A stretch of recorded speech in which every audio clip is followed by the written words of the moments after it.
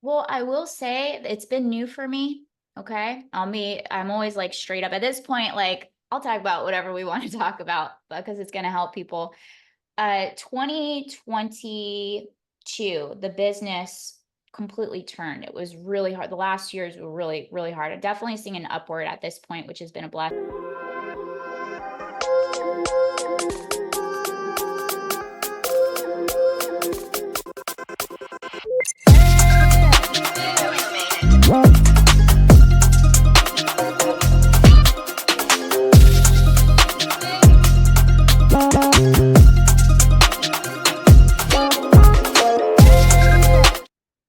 Hello, Empower Nation. Welcome to Empower Her Money podcast. I'm your host, Angela Duncan. Today's episode, I get to interview Tanya Oliver. She's an incredible business coach, and she's going to talk to you today about the pillars of accountability. We're going to talk about asking for help, and she's going to give you some practical advice if you are an entrepreneur who is experiencing burnout or just pure exhaustion. Check out today's episode.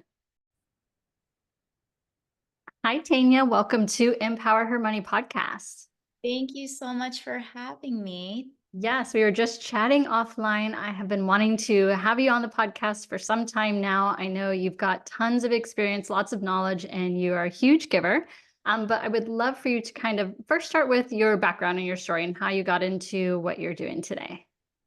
Well, I needed what I do today. So I had a mentor that was like, listen, if you're going to do something or pursue anything in life, make sure that it's an environment that's always going to allow you to grow and evolve. And so I started my first career in personal training, nutrition, and then I realized overcoming my own addictions and self-sabotage that it just led me into like understanding the subconscious and the super conscious and just how to really operate as a better human being. And I realized like, yeah, there was a lot more to it. So then I got into so many different pillars of how that started. And I mean, there's just so many segments of it. But yeah, I mean, the most of the biggest thing was a passion and an interest.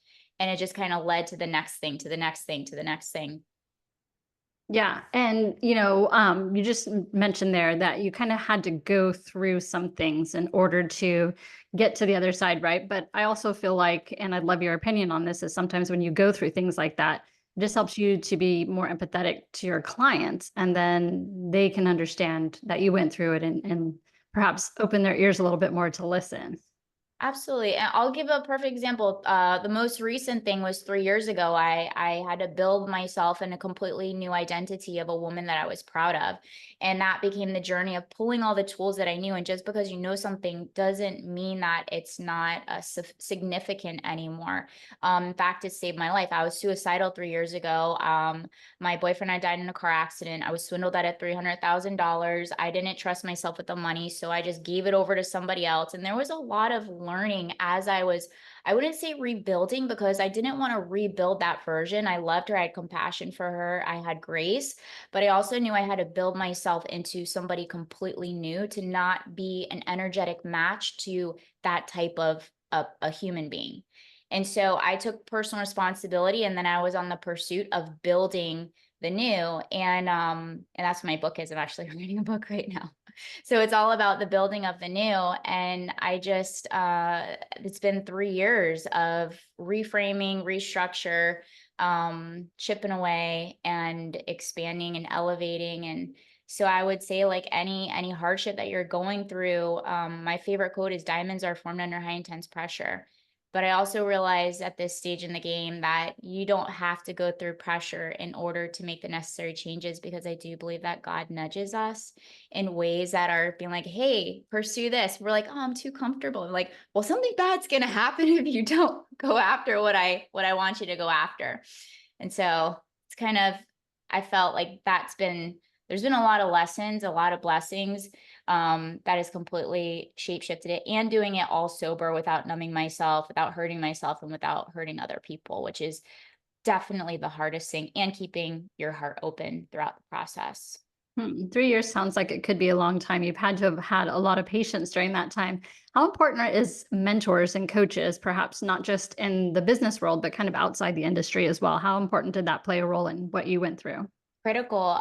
The moment that I knew I was not okay, like really, really dark, not okay, where I even started thinking about suicide, where I had hired two coaches because I knew I was weak. And, people look at strong people like, oh, they got it figured out.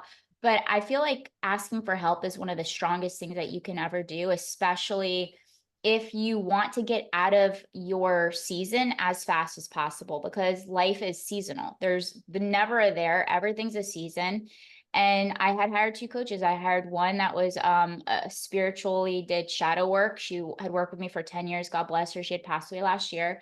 And another was a clairvoyant hypnosis. And those are the women that they wholeheartedly trusted during that season. And they kept me going because I still had to execute and I still had to perform. And I had to perform at peak performance, working with 7-figure business owners and coaching them, and them like not knowing what was going on in my personal life. So I had to have that support to still be able to execute and perform at high levels. Yeah, and I think that was tough too, to be able to do what you do to help other people, knowing that you're also going through kind of a stormy part of your life as well. I think that was actually really what kept me focused. I think when you have things to look forward to, because I had a speaking event booked the next month in Mexico, and I was like, "We're doing this," and it kept me in a forward movement mindset. So I do truly like believe this, and I help people with it, and I use it all the time. Is as you are cleaning up your past mess, because it's a past mess decision that you do have. That's like what the karma is like, I did this and it's been years and now I got to go and clean it up because it doesn't go away. So the faster you deal with it, the faster you can find liberation and freedom within yourself.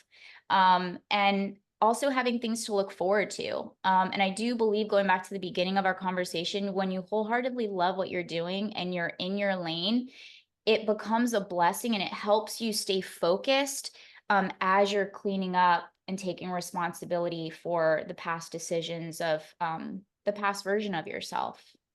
Yeah, and I can definitely understand that. This past year for me has been probably where you were maybe 2 years ago. But going through that storm and that transition, and having great mentors, like you said, and having a purpose, people who rely on you as well to help them. I think that's incredible journey, a part of your journey too. Amen. Yeah. So let's talk about, how did you decide to do what you're doing now? You talked about coaching, 7-figure business owners. It's a very niche market. So how did you transition into like really learning what your purpose was and where you were best suited to help other people? Goes back to my story. I grew up privileged. My dad built a very successful business from the ground up. I come from a lineage of entrepreneurs, high achieving entrepreneurs, and so it's in my bloodline, I guess to say. I also played competitive sports. I played 9 years of travel ice hockey. So I do believe that that drive, that focus, that pursuit of excellence is always there. And so as I was finding my people that are like, okay, like let's go, like let's go, let's work hard. I want to take responsibility, like that leadership. I was like, oh, they're entrepreneurs, and this is an environment I'm very familiar with. I've been brought up in. And my dad, because he didn't know how to process his pain and his negative, the pain he was going through physically, mentally, emotionally, I that was the first time when I went through that 3 years ago. I actually had compassion for the situation of why people turn to substance abuse, why people turn to drugs. They're in so much pain. And when I went through that, I was in so much pain. Like that's where that compassion came in. Like now I understand, because I could easily turn to that if I didn't know what I knew today, based on like helping people. Now I got to put it to the test and I got to go all in on it. And so what happened with my dad is not taking care of himself. He fell off a roof. And I mean, it has anything to do with not taking care of yourself. You fall off a roof, fall off a roof. He had to have major back spine surgery, and anything with the spine and the nervous system. I mean, I couldn't imagine. I've never had it. Like, praise God, I don't ever have it, or I pray that on anybody. And he got a really horrible surgeon that malpracticed him, and unfortunately it went south. And the way that he processed it was to medicate, and that's the route that he took. And so so I wanted to also got into what I did to help people with prevention.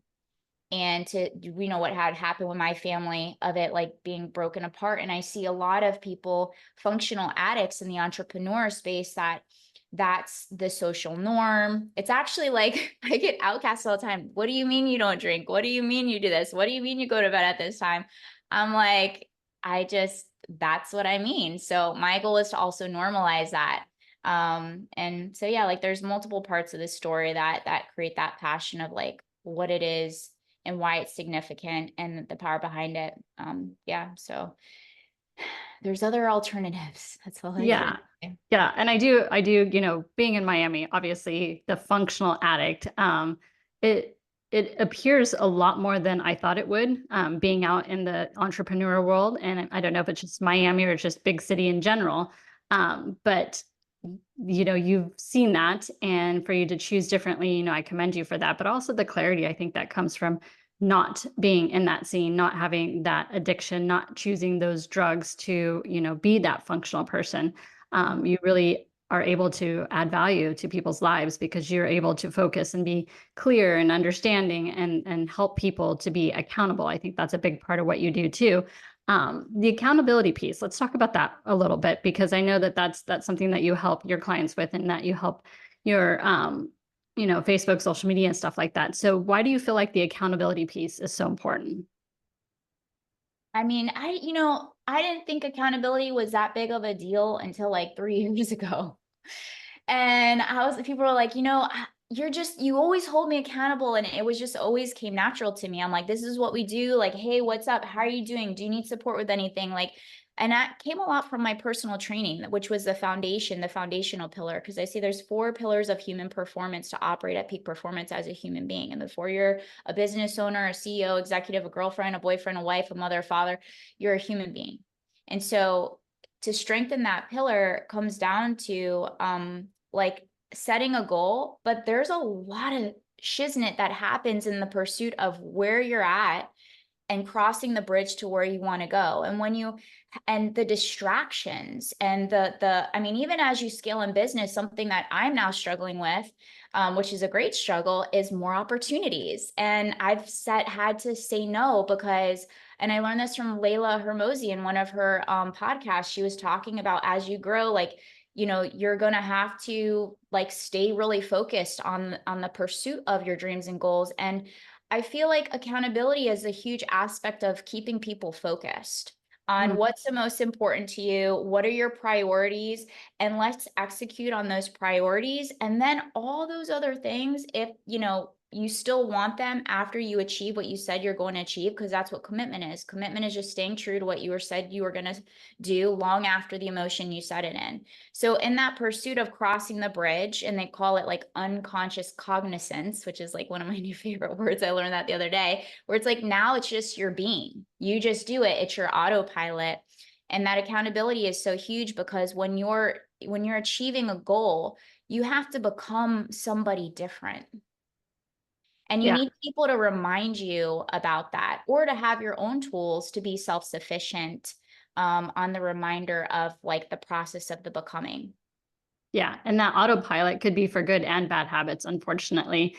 Mm. And I'm guilty of this too, where when you set a goal and you don't share it, make it known with at least one other person, Mhm. sometimes it can be hard for you to stay committed to that. But when you share it, then someone else is watching. I feel like when I tell people what I'm going to do, then I'm 100 times more likely to accomplish than if I just keep that kind of a secret goal. Well, I agree. I agree with you, but I do believe that you also have to pray and ask for discernment because Mm, it depends on the phase of the goal. You have to treat your goals like the developmental phases of having a child where it's in the womb, right? And before it comes out to be birthed, I don't have kids, but this is the analogy I think that makes the most sense. And before it gets birthed, if you share with the wrong people, the birth could never happen. mm, So you have to have discernment. The coaches are important because ideally they're going to be on your winning team. So you need to have a strong lineup of people that are part of your winning team in the moments where you have doubt, disbelief, resentment, discouragement, all that stuff. So it depends on the development phases. When it's already birthed and it's already out there and going, you can share it with people, but you have to know who to share it with and who to share it with at different levels of the developmental process of the goal. Yeah, that's a great tip right there. And sometimes you need the right people, right, that are around you to ensure that, you're staying focused and that you're being accountable and that you're going towards the right goals too and not picking up those bad habits. Mm-hmm. Amen to that. Yeah. Yep. And I love that you bring, your Christianity and your belief of God into what you teach and how you hold people accountable, because I think sometimes as entrepreneurs, we're kind of afraid to mix that religion with our business. Yeah. But to you and to me, religion is first, and that's always going to be part of who I am. Well, I will say it's been new for me. Okay. I'm always like straight up at this point, like I'll talk about whatever we want to talk about because it's going to help people. 2022, the business completely turned. It was really hard. The last years were really, really hard. I'm definitely seeing an upward at this point, which has been a blessing. And I do believe that made me go inward a lot, my meditation. I wasn't really big on prayer at the time. And I was really big into the meditation, did a lot of work with Dr. Joe Dispenza and just yoga and stuff like that. And last year, was it like in 2024, 2023, I had made the commitment. My goal that year was to bring God into everything that I did Hmm. because I was just exhausted. I was exhausted. It was the hustle culture. And I'm like, dude, I'm like, at the point time I was 39, I'm 40 now, but I was like, I'm exhausted here. Like I'm tired. I feel like defeated. I feel burnt out. I feel, this and that. And then I recently learned too, it's like when you're in the pursuit of something and you're not seeing any results, it can feel defeating. And so I was like, if I'm going to do this, I'm going to do it like this and let's see what happens. Why not? Because what I've been doing just clearly isn't working. And that's a mindset I've always had whenever I'm going to be open-minded and go all in on something is let me try. If it doesn't work out, I'll go back to what I'm doing, but that doesn't work either. So I really don't have anything to lose here. And so last year, 2023, my resolution was to bring God into the business. And that's something I had never done before. And here's the thing is I think a lot of people think like when you bring God into something, then everything changes or law of attraction, everything changes. No, dude, you have to become like a vibrational match to everything. So you still have to build a specific character as you're going through whatever you got to go through. Because if I created the problem, that means I can also resolve the problem. But I can't resolve the problem alone because I'm not strong enough. And so this is where I'm going to bring God into everything that I do. Yeah. And that was a new thing for me. That was like a year and a half ago. So yeah. I think a lot of entrepreneurs go through that phase where they feel like they're exhausted and they're not seeing the results. So when you shifted to bring God into your life, can you give some maybe practical tips or things that you did to move into that transition? So if someone's listening right now, that was you a year and a half ago, how did they make that shift?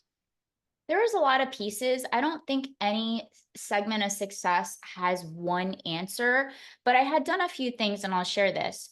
Number one is your ecosystem. I found a church that I could call home. And I just started like with that one. I love VU. You and I know went to VU Girl, love them, VU Girl for sure.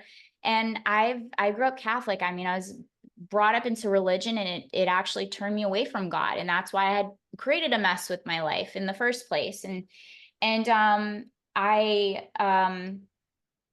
I created I cleared out my ecosystem, my external ecosystem, because I do feel that sometimes that's one of the easiest things to start with. So where am I going? What is my environments like? Where am I hanging out? And then I worked on my inner ecosystem, which was there's a few things I did. And I do feel like I've had this conversation a lot, especially in Bible study, about like yoga is one of my places to turn to. And, people have their own opinion on that. But I think everything comes down to an intention. What is the intention behind everything? And also, I got certified in theta healing, which is all about belief work. And that is, you go to God for everything in that one, really deepening my meditational practices. And then my goal this year was to get familiar with scripture. And Mhm. so I started reading the Bible and I met some friends that I resonated with that I felt were in alignment, like wholeheartedly, not just like to say I'm in a group, because everybody feels like that, but I want to be accepted. I still have that urge, but I also want to make sure that the authenticity is like there first and foremost.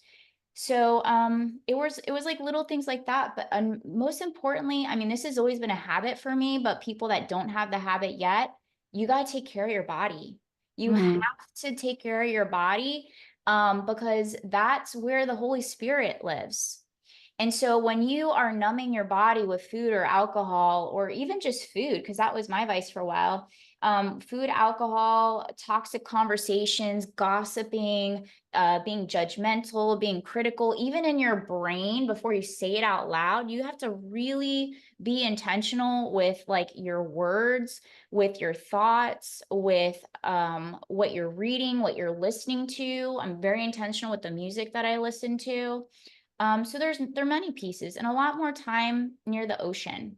That's where I feel like whenever I'm feeling really disconnected and I can't hear God, the ocean is always like my place to go to, where I can ground myself and charge myself, and I feel just like a refresher, like Yeah. a natural baptism. Yeah. It quiets the noise around us. Yeah, yeah. And so yeah, you gotta find what and salsa dancing. Fun. You have to have fun. You have to have fun. It makes life make sense. So I think like you gotta make sure that you prioritize whatever that soul food is for you, that you prioritize the soul food. And I love to sleep, but I also know that if I miss my salsa dancing, something starts to change in me. It's like I get too serious. I'm naturally what I do is super serious. You do the same thing. So if I'm not having like fun, like my soul fun, then I start to change. And so that always becomes a non-negotiable. And that's like a once a weeker. So yeah, those are a few things to start with, I think, for people, but there's a lot of pieces to that. I mean, I built a whole freaking academy on it to teach people how to do it. But I will say those are a few places to start with. Check in with your outer environment, your inner environment, and start with what you feel the most capable with, the lightest with, and then go to the next one, because that's going to help you build up that momentum. Yeah, agree 100%. It's a great way to tackle any type of goals. So you mentioned the accountability piece. Let's talk about, my audience loves freebies, and I know that you've got tons of information on your website. Yes. So your opportunity to kind of, give back to the community, what can you offer us for the accountability piece? Accountability. Okay, so this is my favorite. Actually, did I have it somewhere? I don't have it right now. I was teaching somewhere. I have a 90. Okay, so when I was overcoming my own addictions, sorry, there's like Miami, they're tearing everything down somewhere. When I was overcoming my food addiction, in fact, I was 30, 31. There's something like that. It was like 9 years ago or something like that. And I knew that I was codependent. This is when I started shadow work. And I was like, I knew that I had that addiction, codependency stuff. So I wanted to create something for myself. It always started off with myself. And to be self-sufficient and to be honest, like, am I really showing up for what I said I'm going to show up for? And so I had a calendar, and I built this out. My team and I built it out for like my clients and also for you guys. So you get it for free. It's a 90-day focus sprint calendar. And it's so simple, where you get a star, a slash, an X, whether you show up or you don't show up. You have your goals set up. And then the bottom, which is my favorite, is positive reinforcement. When I achieve what I said I was going to achieve, then I can go and buy that new outfit. Then I can go and take that trip. Then I can go and do that. But you got to earn your rewards. And so like we kind of turned it into a little bit of like a game. And it really works. So it's really powerful. There's, I think, 6 pages of instructions, and I did like a video tutorial, because, we all learn a little bit differently, but they can get that at tanyacoliver.com/calendar. And super simple. I always encourage my clients to share it with their families and get the kids involved, because kids are like craving for responsibilities, or craving to like step into leadership. And it makes your life easier when everybody like takes ownership for their own life, and like just treat it like a team. You guys are athletes in the business world, so like treat it like that. Yeah, I love that. That's awesome. All right. So for the audience, because your name is spelt differently than it sounds, can you just spell out the website real quick? So it's Tanya, like you're going to get a tan in Miami. Yeah. If you remember like that. Tanya, C like in cat, Oliver, Oliver, V is in Victor.com/calendar. All So, right. Tanya, I've got one fun question for you, completely okay. off topic. But if you could pick a superpower, what would it be and why? Man, I feel like I've already won the jackpot with that. Um, to be connected to God all the time, Hmm. Yeah, you know? I I'm think like that. getting emotional because like I lived so long without that. Mhm. And like it's like doesn't matter what happens in your life, like you just have this calmness. And I see so many people with severe anxiety, severe depression, like really dark thoughts. And it's like there's another way, and you can be going through the hardest stuff in life. And I know it was supposed to be a fun question, but you can be going through the hardest stuff in life and just have this calmness to you. And I feel like it's just such a superpower. So I feel super blessed, and I can't encourage it more. And the first place I always say, like, if you don't have that connection, because I have not always had that connection, is like start taking care of your body, start to meditate, start to yeah, like that's where you start to like have a deeper connection. Love that. Great answer. And thank Yeah. you for your vulnerability, because I know that can be sometimes tough too. Well, Tanya, thank you so much for your interview, Thank for your amazing information and giving back to our community today. I appreciate you. And you. hopefully, I'm going to continue to watch your journey and support you as well. Thank you so much. And same. Appreciate you. You're doing amazing. Thank you. Thank you for listening to Empower Her Money podcast. I am grateful for you. Please make sure to leave us a 5-star review, like this podcast, share it, subscribe, and let's keep teaching others how to take control and be empowered with their finances.